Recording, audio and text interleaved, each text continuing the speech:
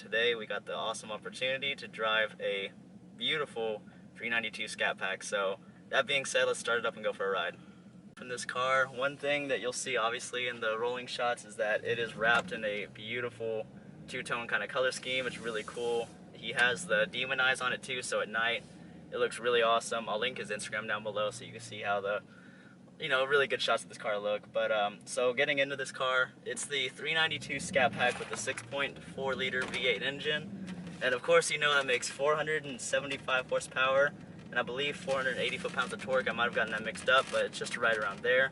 So it is a very powerful car for under 50,000 that you could buy. That a lot of people buy them, and I see why. And another thing too is that so when Dodge brought the Charger back in the mid-2000s, I'm pretty sure you all knew how they were in the beginning, but starting to look at them now, you can see how they've just dramatically increased all around, from interior to performance and everything in between, because the older ones, I'm pretty sure you all know, besides the SRT8, did not look that great, and the new ones, it's pretty much, how do I say, like, it's a good, I'd say, grand touring car per se, because you have the nice suede seats, you have heated and cooled seats, a really nice infotainment system, anything you could really ask for, and then with the Hellcat and all that, you get the Alcantara, and it's just, you can really get a lot of nice options on this, so it's evolving into a more amazing car pretty much. So that being said, with the performance and everything, it's a very good bargain for under 50,000.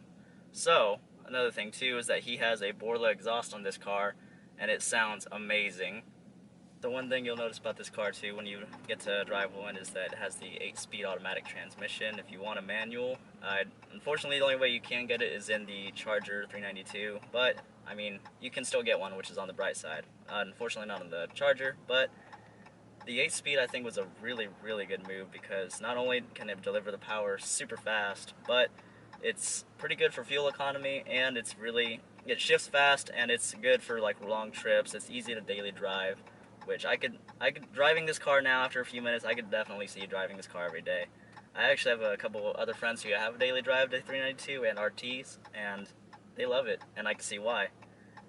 Driving the car around, this is a car you can really easily take on a road trip just because of how smooth it's driving. Everything is really nice and quiet too. You don't hear anything outside, and it's just really nice and quiet. You can have a nice conversation in the car too. So it's like a good blend of performance and, comfort per se, in a way, yeah. Because it's just so nice. It's such a nice place to be. I'm comfortable, and the visibility in this car is really good too. And it's just it's such a cool car. Okay, so I'll give it a little gas right now so you can see how it goes.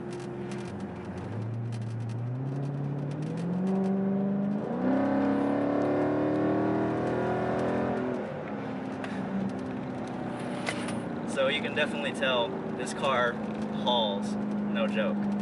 And the whole time we were going, I felt in control, and just I'm sorry, just all that speed really puts a smile on your face too. So this is a fun car if you want to buy for the whole family too, since it's a 4-door.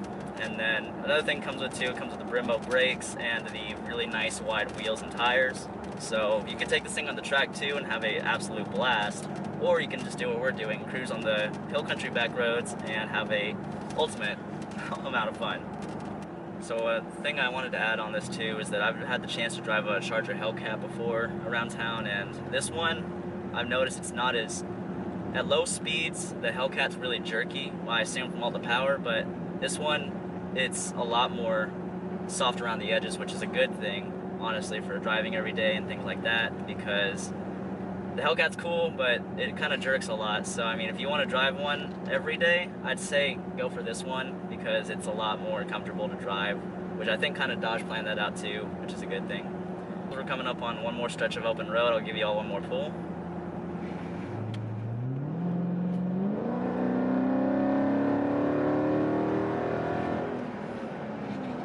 There's like no replacement, even with turbos and superchargers, for the awesome big V8 growl. It's just, you gotta love it, honestly. It's just so amazing, especially with this exhaust for Borla. This is just the perfect soundtrack for this car, honestly.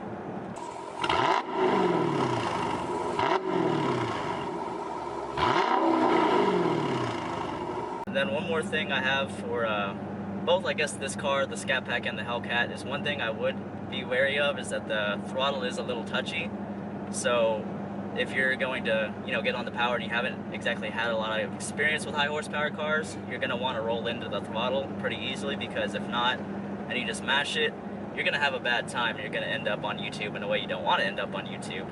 But that being said, it's still very manageable. Once you learn how to roll onto the power, it's so much worth it. So, but that being said, guys, since we're running up on the end of the road, I want to thank you all so much for watching. I'm going to leave his Instagram down below. Please go follow him, because he's going to be putting a wide body on this car soon, maybe. So that'll be really cool to see. Plus, it's got the demon eyes and everything, so it looks super cool. So please go give him a follow. And if you want to support the channel, please help us out by liking and subscribing.